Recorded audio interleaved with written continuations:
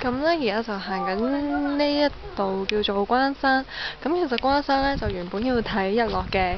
咁呢度係恒春定恒丁啦咁嘅西邊啦。咁其實睇日落嘅。咁但係因為今日嘅雲層比較厚啦，咁就話會睇唔到日落㗎啦。咁所以咧就調咗行程，行咗關山先，咁最後先去海生館嘅。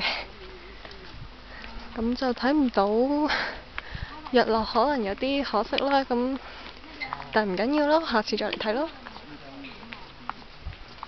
呢度就係海。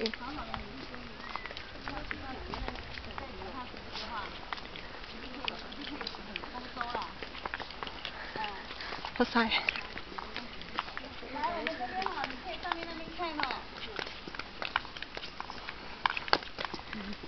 就大概整个台湾的西海岸来说呢，这个地方是最漂亮的。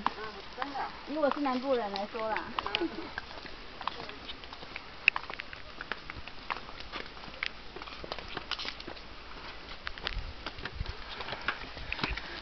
慢慢走，慢慢走。